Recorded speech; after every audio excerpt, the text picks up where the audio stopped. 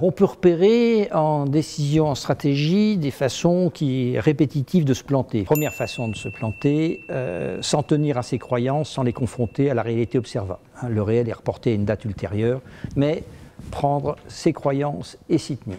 Deuxième façon, rester dans la rationalité et jamais en sortir, jamais faire parler ses émotions. Et comme souvent la décision difficile, c'est l'émotion qui va arrêter le raisonnement, on ne prend pas de décision. Troisième façon de se planter, vouloir toujours prendre une très bonne décision.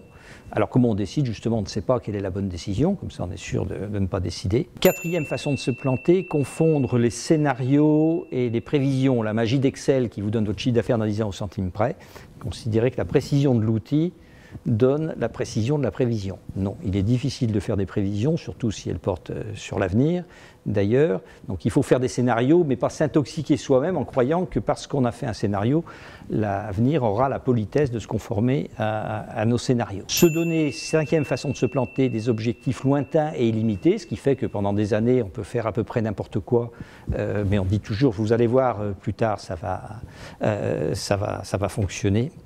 Sixième façon de se planter, être arrogant, c'est-à-dire perdre de vue le vrai enjeu stratégique de la décision pour y substituer un enjeu qui est, mon enjeu c'est d'avoir raison.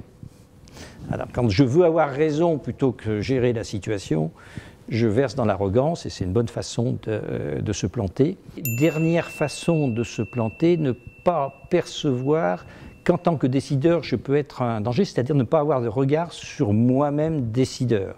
En fait, dans beaucoup de situations, on s'aperçoit que ce qui était difficile, ce qui a péché, ce n'est pas que la stratégie était indiscernable, mais que c'est les décideurs qui n'ont pas perçu, qui raisonnaient de façon monolithique, qui ne sont pas ouverts, etc.